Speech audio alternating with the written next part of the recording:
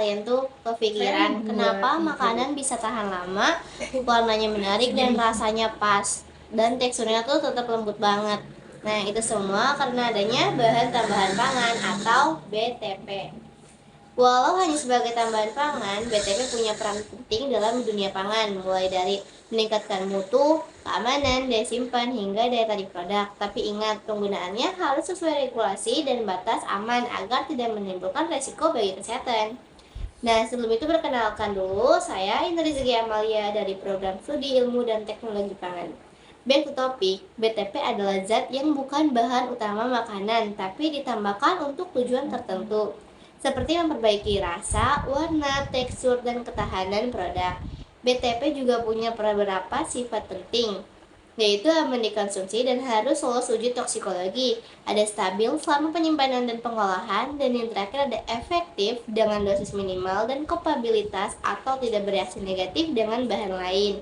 Jenis-jenis BTP juga cukup banyak, tapi kali ini kita hanya bahas beberapa yang sering digunakan. Nah guys, yang pertama itu tentang pewarna makanan. Pewarna berfungsi untuk menambah daya tarik visual dan menjaga konsistensi warna. Pewarna dibagi menjadi dua, ada alami dan sintesis. Alami itu seperti karotenoid, klorofil, antosinin yang berasal dari tumbuhan dan mikroba, aman dan punya manfaat kesehatan, tapi kurang stabil terhadap panas dan cahaya. Nah, yang kedua ada sintesis. Pewarna seperti tetrazin, sunset yellow, brilliant blue, dan itu juga pewarna yang lebih cerah dan stabil, tapi bisa memicu alergi atau hiperaktivitas jika berlebihan. Lembaga seperti FDA, FSA, dan JCFA memastikan setiap pewarna diuji toksitasnya dan ditetapkan ADI atau Acceptable Daily Intake sebagai batas aman konsumsi. Sekarang tren dunia mulai beralih ke pewarna alami karena meningkatnya kesadaran akan produk clean label atau bahan alami. Nah, yang kedua tentang pengawet makanan.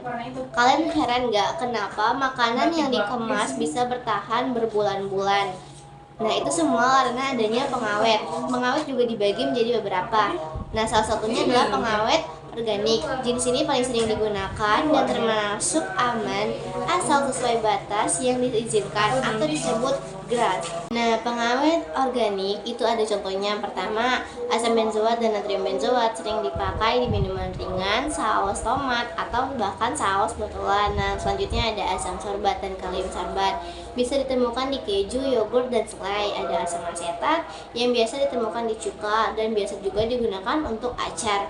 Nah, ada juga asam propinat, biasanya ada pada roti dan kue, digunakan untuk mencegah pertumbuhan jamur. Ada paraben yang banyak digunakan pada produk minuman manis dan saus.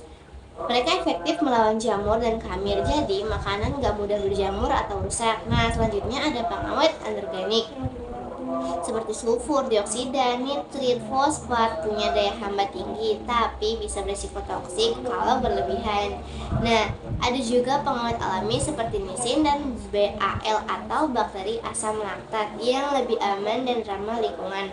Nah, selain itu ada juga pengawet berbahaya yang masih banyak digunakan seperti formalin, boraks. Itu dilarang karena bisa berakibat toksik dan karsinogenik. Nah, selanjutnya bahas tentang emulsifier. Nah, emulsifier ini, kalau kalian pernah kepikiran kenapa mayones yang awal dari minyak bisa menjadi satu dengan air. Nah, itu semua karena adanya emulsifier.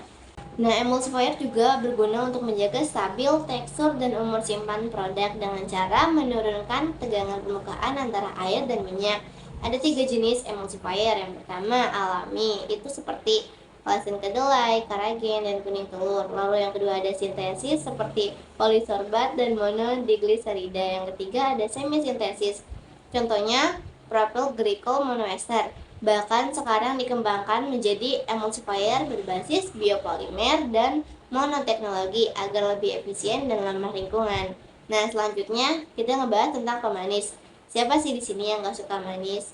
Pemanis bukan cuma bikin makanan terasa enak, tapi mempengaruhi tekstur, daya simpan, serta sensasi rasa. Nah, pemanis juga terbagi menjadi dua, ada alami, seperti stevia dan fruktosa dianggap lebih aman dan alami. Yang kedua ada sintesis seperti saccharin, aspartin, dan saccharose yang tingkat kemanisannya bisa 100 kali lipat dari gula.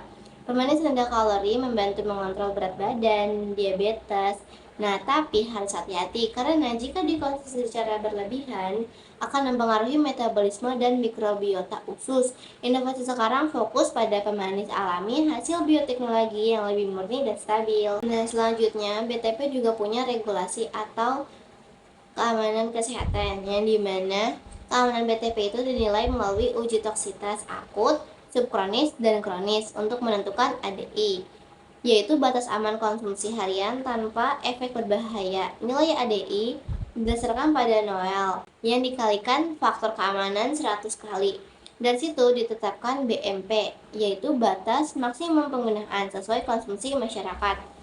Dan yang paling penting produk untuk bayi dan anak-anak. Mereka memiliki batas lebih ketat karena tubuh mereka lebih sensitif terhadap zat kimia. Selama digunakan sesuai ADI dan BMP, BTP aman dikonsumsi.